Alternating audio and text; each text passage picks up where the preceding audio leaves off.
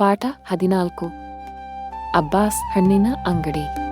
ಶಂಕರಣ್ಣ ತಮ್ಮ ಮಗಳು ಗೌರಿಯೊಂದಿಗೆ ಅಬ್ಬಾಸರ ಹಣ್ಣಿನ ಅಂಗಡಿಗೆ ಬರುತ್ತಾರೆ. ನಮಸ್ಕಾರ ಅಬ್ಬಾಸ್ ಅಣ್ಣ. ನಮಸ್ತೆ ಅಬ್ಬಾಸ್ ಅಂಕಲ್. ನಮಸ್ಕಾರ ಶಂಕರಣ್ಣ. ಬನ್ನಿ ಬಾ ಗೌರಿ, ಏನು ಬೇಕು? ನಮಗೆ ಪರಂಗಿ ಹಣ್ಣು ಬೇಕು. ಪರಂಗಿ ಒಂದಕ್ಕೆ 20 ರೂಪಾಯಿ. ನಿಮಗೆ ಎಷ್ಟು ಪರಂಗಿ ಹಣ್ಣುಗಳು ಬೇಕು? ಒಂದು ಪರಂಗಿ ಹಣ್ಣು ಸಾಕು. ಈ ಮೂಸಂಬಿ ಹಣ್ಣಿನ ಬೆಲೆ ಎಷ್ಟು? ಮೂಸಂಬಿ ಒಂದಕ್ಕೆ 5 ರೂಪಾಯಿಗಳು.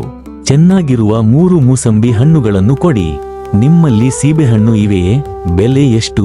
ನೋಡಿ ಇಲ್ಲಿವೆ. ಸೀಬೆಹಣ್ಣು ಒಂದಕ್ಕೆ 100 ರೂಪಾಯಿ ಮಾತ್ರ. ಎಷ್ಟು ಹಣ್ಣುಗಳನ್ನು ಕೊಡಲಿ?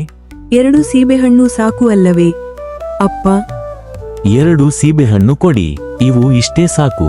ಒಟ್ಟು ಎಷ್ಟು ರೂಪಾಯಿ ಆಯಿತು? ಎಲ್ಲ ಸೇರಿ 41 ರೂಪಾಯಿ ಶಂಕರಣ್ಣ. ಇಗೋ ಹಣವನ್ನು ತೆಗೆದುಕೊಳ್ಳಿ. ಆ ಹಣ್ಣುಗಳನ್ನು ಈ ಬಟ್ಟೆಯ ಚೀಲದಲ್ಲಿ ಹಾಕಿಬಿಡಿ. ಸರಿ, ಇಲ್ಲಿ ನೋಡಿ, ನೀವು ಕೇಳಿದ ಎಲ್ಲ ಹಣ್ಣುಗಳನ್ನು ಹಾಕಿದ್ದೇನೆ. ಹಣ್ಣುಗಳು ಬೇಕಾದಾಗ ಬರುತ್ತೀರಿ ಶಂಕರಣ್ಣ?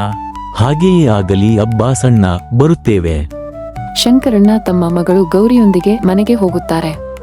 ಹೆಚ್ಚಿನ ಆಸಕ್ತಿದಾಯಕ ವಿಷಯಗಳಿಗಾಗಿ ಸಬ್ಸ್ಕ್ರೈಬ್ ಆಗಿ ನಮ್ಮ ಲೈಬ್ರರಿ.